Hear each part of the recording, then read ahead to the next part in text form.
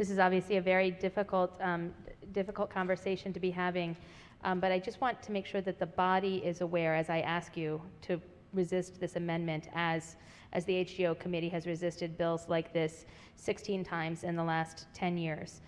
We need to look at what the current Maryland law is, and how we interpret viability. Under current Maryland law, and this is, again, the system that works, that the voters overwhelmingly supported, only healthcare practitioners, not legislators, make clinical determinations about viability and other aspects of pregnancy.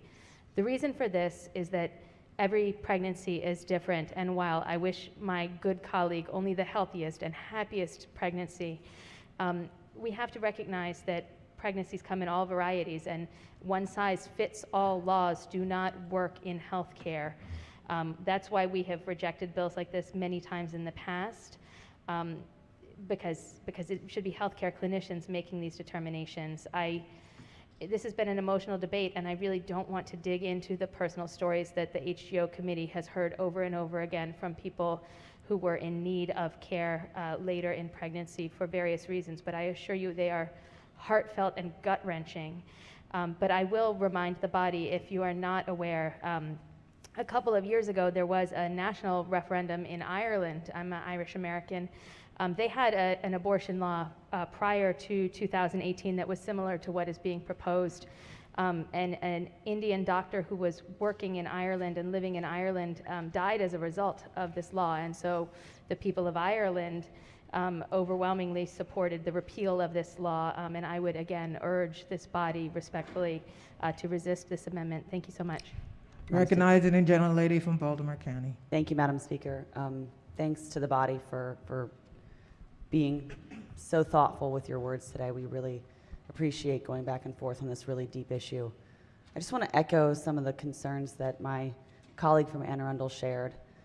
I was one of those women that had a baby with a severe birth defect. I was offered, in the state of Maryland, a late-term abortion. I declined because while my baby did have a birth defect and was ultimately stillborn at term, my baby's life still mattered. My baby had a chance to survive. It would have needed surgeries and a long time in a NICU. There are a lot of women every day in the state of Maryland who are being told when they go to their doctors and have a baby with the same birth defect that my baby had, that they should abort this baby. I was offered it several times. And on delivery of my baby, I asked the nurses, how many babies like this do you see? And she candidly told me, well, very few at the stage that you're at, but I see them every single day in my other job. And I said, what's your other job? She works in an abortion clinic. We don't even know how many babies in the state of Maryland have the birth defect that my son had, because we don't track it, and because the women are receiving undue pressure in one of the hardest times, the hardest decisions they could ever make, to abort this baby because it is defective. So I fully support this amendment, and I wish that the body would consider legislation further that would help support women who want their babies but who are being told by society that their babies' lives don't matter and that their babies are defective. Thank you, Madam Speaker. Recognizing the floor leader. Thank you, Madam Speaker, and thank you to my colleague for sharing her story.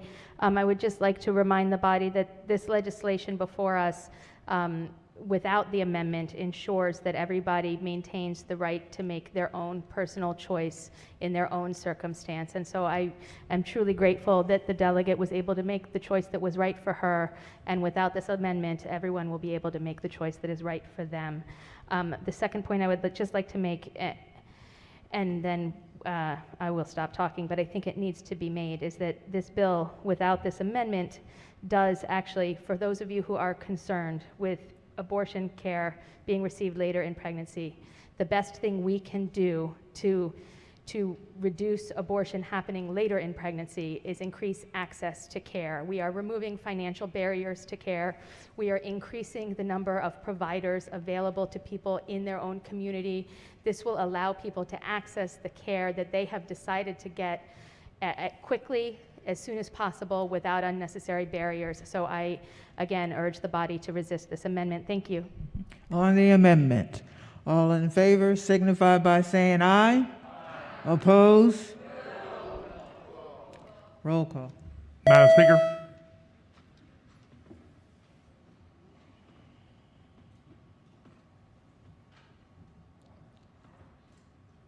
Clerk will take the call. The amendment fails. Are there any additional amendments to the bill to its title?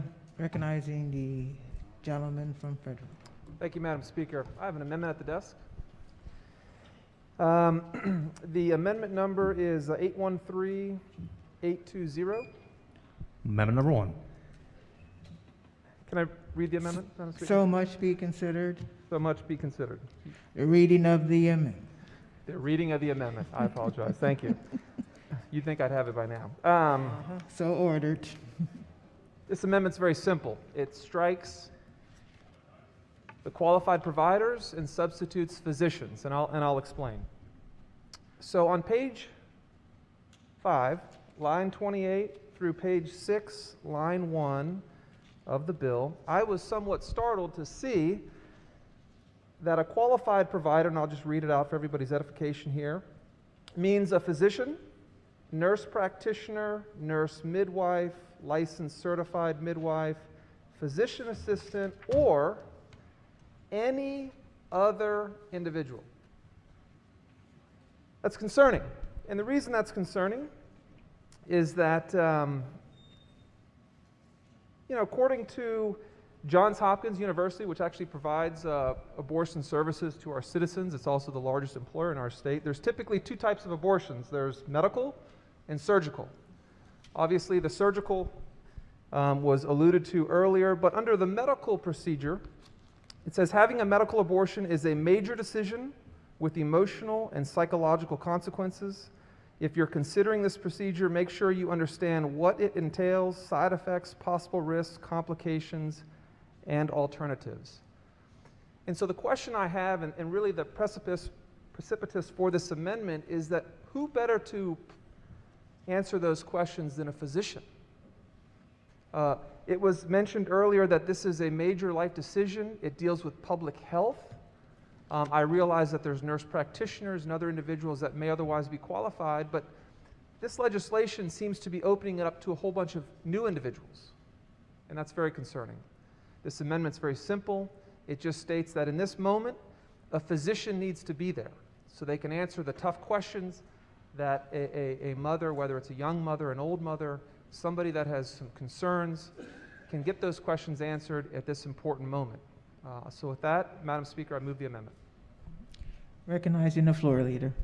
Thank you, Madam Speaker, and thank you again to the delegate for sharing this amendment with us in advance. I'm going to urge the body to resist this amendment. This is really striking at the core of this bill. As I mentioned previously, our goal is to increase access to care. I want to remind the body that this legislation, without this amendment, is supported by the American College of Obstetricians and Gynecologists. And I just want to read to you from their letter so that you can all feel confident that what we are proposing in the state of Maryland, which is already done by 14 other states, is very good clinical practice and in the best interest of public health. The American College of Obstetricians and Gynecologists say that abortion is one of the safest medical procedures performed in the United States, safer than other routine medical procedures and substantially safer than childbirth. We heard that over and over again in our hearings. Please keep that in mind. The biggest threats, they say, to the quality of abortion care in the United States are unnecessary and burdensome government regulations. This legislation, without this amendment, intends to lift those. Patient care should never be legislated on false or inaccurate premises. And then they go on to say, and this again is at the heart of this legislation, that physician-only laws exacerbate health inequalities for people who already face the most barriers to abortion care. people of color, those living in rural areas, those with low incomes. So I urge the body to resist this amendment. Thank you. Maker of the amendment. Thank you, Madam Speaker. I learned a little bit in law school, undue burden, some of these terms. But how could you argue against, in a medical procedure or a surgical procedure, that a physician shouldn't participate in that? I mean, if the goal is the care, and if the argument is the goal is the care of the mother, why would we not want the most highly qualified individuals participating in that situation? I don't know. You want her to answer the question? Yes, this is part B, and then I'll get there. What the bill doesn't make clear is who are these other individuals? If you could maybe allude to that. Thank you. Thank you very Floor much. leader. Oh, I'm sorry, Madam That's Speaker. okay. Thank you very much for that question. And I can provide some clarity to that specific question because you're referring to the language in the bill that says other providers. I want the body to understand that this legislation does not have other providers contemplated. What we're trying to do with that language is ensure, as I have mentioned to many of you before, we have not been on the House floor for 30 years with abortion-related legislation because it is very difficult and painful for us. We want to make sure our statute has the flexibility necessary should other new categories of providers who have abortion care within their scope of practice be established. For example, it was just last year that we created the licensed certified midwife category. This language in this bill does not mean that we wouldn't have to approve through statute new providers. If we are creating a new provider, there would be another piece of legislation that would approve that new provider. We just don't want to have to open up this section of statute again, so that's why we have that language in there that way. So it's Maker of the motion. Thank you, Madam Speaker. So it's evidently clear that you've intentionally left that vague, so that at a different point you can add additional individuals that can provide abortion services in the state. I mean, that's essentially what you just said. So that's why I put the amendment in, so that at the end of the day it stops with the physician, so that we're not including other individuals such as Joe the plumber, that can start providing abortion services in the state. So with that, Madam Speaker, I move the amendment. Floor leader. Just to clarify, I chair health occupations. I live in and breathe this stuff, fortunately or unfortunately. But I want to make sure that it's clear to the body that we define the scope of practice in the statute. So we're not leaving it vague intentionally in order to sneak something past people at all. Should there be a new provider group that includes this in their scope of practice, that would be legislatively determined. I urge the body to resist this amendment. On the amendment, all in favor signify by saying aye. Oppose? Roll call. Madam Speaker?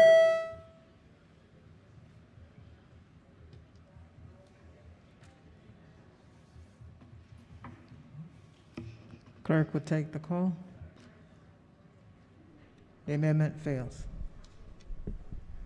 Are there any additional amendments to the bill to its title, the gentleman from Western Maryland?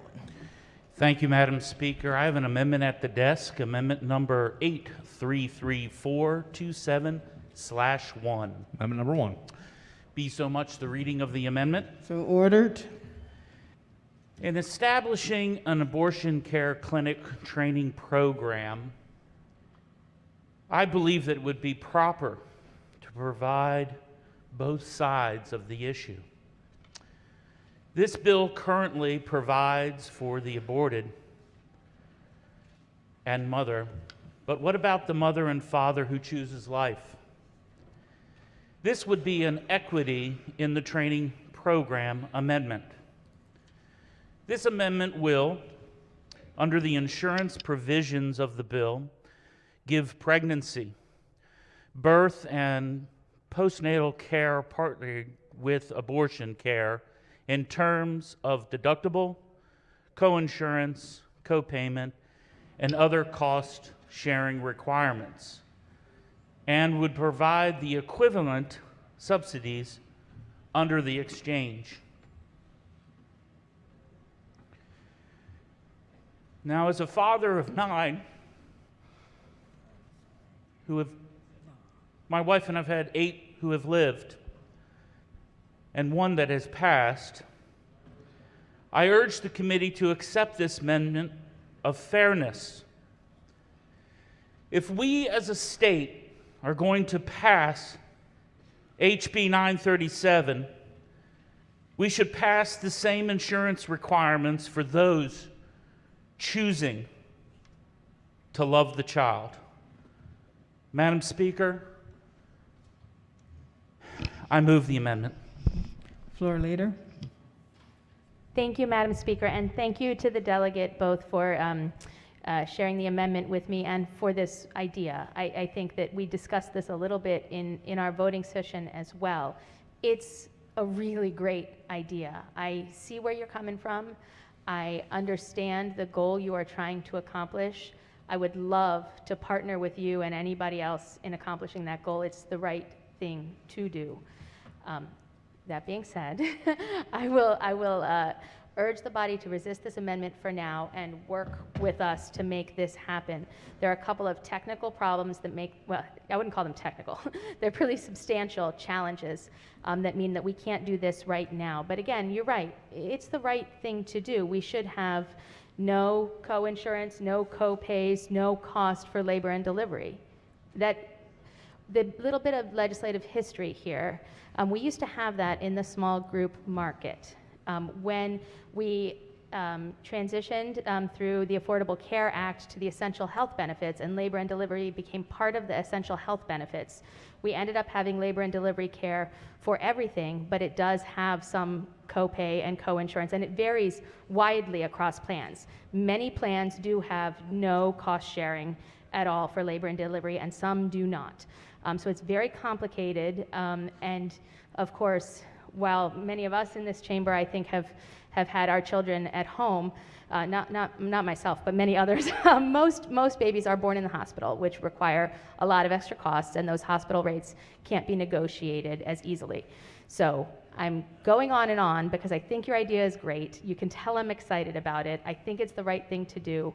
We can't do it right now with this amendment, but I know you have a great track record of working on hard issues and doing the right thing for healthcare, and I would love to work with you on that in the future. But for now, I urge the body to resist this amendment for the reasons I stated. Okay. Gentleman from Talbot. Thank you, Madam Speaker. I'm rising in support of the amendment. We've got a fantastic organization in our district, Choices Pregnancy Center.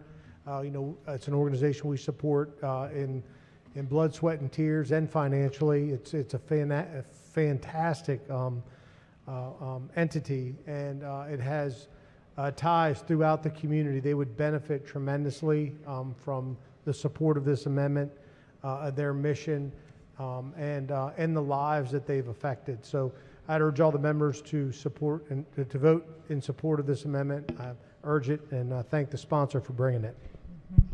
Floor leader. Thank you, Madam Speaker. I would just again urge the body to resist this amendment. Let me be clear, while the intents are extraordinary, there is a lot of complication involved in doing it this way as it is proposed. What we need to do is get together with all of the stakeholders, evaluate everything that's going on in all of the different plans, talk to the small group market plans who previously had this type of requirement, and figure out what the actual costs would be, if it is manageable, how it is manageable, what the impact is going to be on premiums. This is complicated stuff. It is not as simple as what is happening in this original bill. So I urge the body to resist the amendment. On the amendment, all in favor signify by saying aye. Oppose? Roll call. Madam Speaker,